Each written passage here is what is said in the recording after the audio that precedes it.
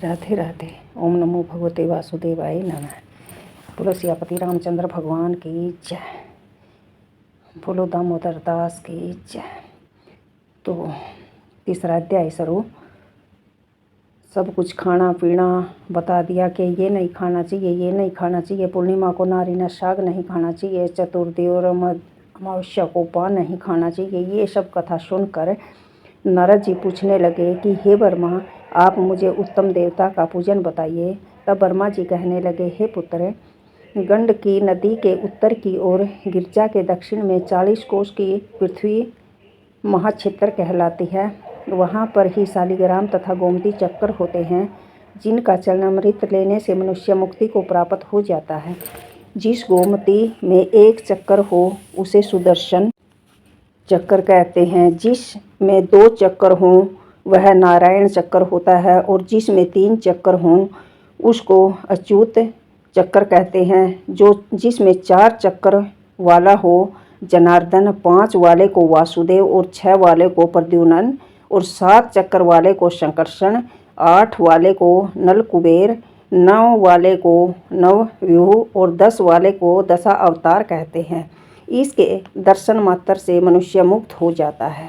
जो मनुष्य भगवान का पूजन करता है वह अश्वमेघ जीवन मुक्त हो जाता है। जो भगवान की वीणा, बंसी और गान सुनाता है वह भगवान को ही प्राप्त हो जाता है। जो भगवान के आगे मृदंग बजाता है वह भगवान को अत्यंत प्रिय होता है। जो भगवान के आगे धूप जलाता है वह कभी नरक का गामी नहीं होता, नरक में नहीं जाता। पूजन जो श्रद्धा से किया गया है वही संपूर्ण होता है। भाव सच्चा होना चाहिए, यही हमारी पूजा है। तो चौथे अध्याय में क्या कहते हैं नारद जी? नारद जी ब्रह्मा से कहते हैं, हे ब्रह्मा, मास में जो भी दीपदान होता है उसका महत्म बताइए। ब्रह्मा जी कहने लगे, हे पुत्र, दीप चाहे श्रवण का हो या चांदी का हो, तांबे का हो या आटे का हो या मिट्टी का हो, अपनी श्रद्धा अनुसार कार्तिक मास में दीपक दान करना चाहिए। ऐसा करने से सब पापों का नाश हो जाता है। दीपक भगवान की मूर्ति के आगे अथवा तुलसी के वृक्ष के समीप चौक बनाकर ताक पर चाहे घी हो या तेल हो दीपक जरूर जलाना चाहिए। कार्तिक मास में स्नान, जागरण, दीपदान, तुलसी सेवन, भगवान के मंदिर में झाड़ू लगाना, भगवान की कथा कीर्तन सब करना अच्छे फल देने वाले होते हैं। इसलिए पूर्व जन्म के पापों का नाश करने के लिए व्रत इत्यादि करने भी बहुत उत्तम हैं। इतनी कथा कहकर नारद पूछने लगे, हे भगवान, हे ब्रह्मा, कि और भी कुछ बताओ। तो ब्रह्मा कहने लगे, हे ब्राह्मण, पूर्व जन्म के पाप कैसे जाने जा सकते हैं? ब्रह्मा कहने लगे, हे पुत्र, ब्रह्म हत्यारा, रोगी, गुरु स्त्रीगामी, कुष्ठी और सोने की चोरी करने वाले के नाखून खराब हो जाते हैं। मदरा पीने वाले के दांत खराब हो जाते हैं। इस प्रकार पूर्व जन्म के पापों से मनुष्य पहचाना जाता है। यह सब दान, तपस्या, व्रत आदि से निवारण हो जाते हैं। अब व्रत के बारे में बताता हूँ, सुनो। एक समय भोजन करने से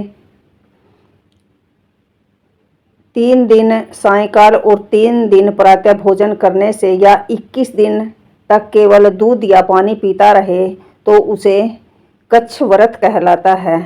4 दिन तक कुछ नहीं खाए, फिर सत्तू या छाछ पीना, इसके पश्चात कपड़ा आदि दक्षिणा ब्राह्मणों को दान देना, श्रद्धा अनुसार गरीबों को दान देना, ये सौम्य व्रत कहलाता है।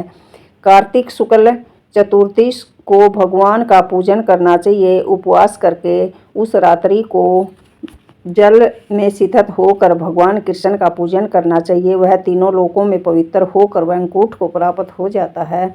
यदि स्त्री व्रत करे तो वह अपने पति की आयु की कामना के अर्थ भगवान की प्रार्थना करे। दिन भर भोजन नहीं करना चाहिए।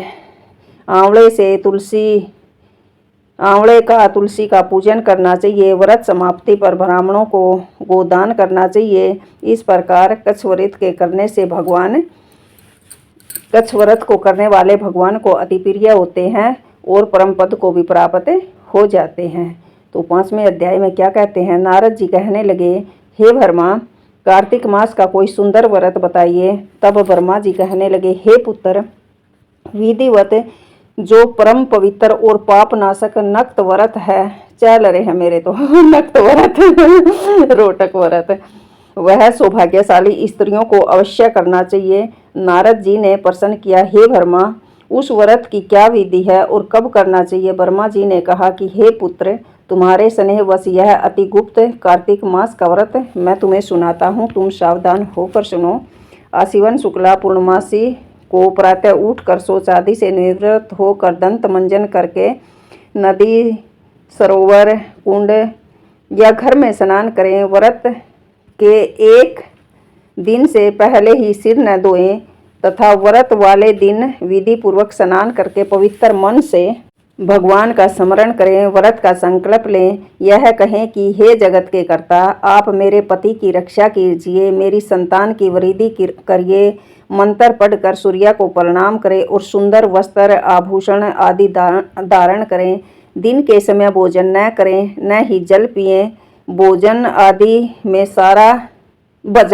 सारा समय बिताएं। परमात्मा का जाप करें, सिमरण करें। ब्रह्मा जी कहने लगे कि हे पुत्र, सायंकाल को चांदी, तांबा, मिट्टी की हमारी मूर्ति बनाएं, भगवान की मूर्ति बनाएं, उसको लाल वस्त्र पहनाएं, विधि पूर्वक पूजन करें। इसके पश्चात ब्राह्मण को भोजन करावें। बुल के वृद्धों और वृद्धाओं को स्वादिष्ट पकवान से तृप्त करें। स्वयं भी तारों को देखकर भोजन करें। यह आश्विन पूर्णमासी को ब्रह्मा जी का नक्त व्रत होता है।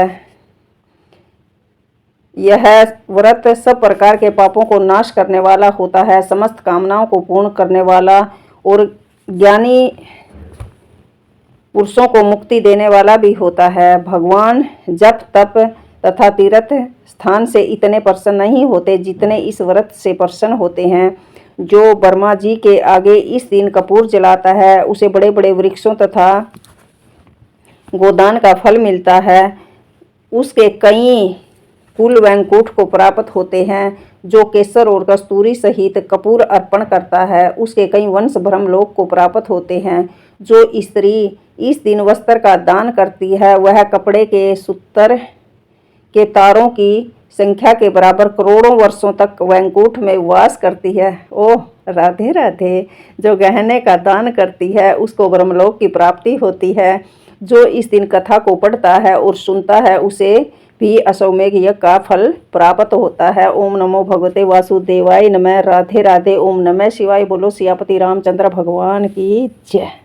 एक पूर्णिमासी का व्रत तो चतुर्दशी में होया करे और एक का होया करे पूर्णिमा ने, ठीक है। तो अब की बार चतुर्दशी में था, तो उम्मीद करूंगी कि मेरी बहन जरूर रखेंगी व्रत। भाई शाम ने रोटी तो खानी है, भाई शाम ने तो खाना खाना ही है पूर्णिमा ने, तो इसी कोई प्रॉब्लम भी नहीं है बेबे। तो देख लियो कोशिश करके। राधे राधे। ओम नमो भगवते वासुदेवाय नमः।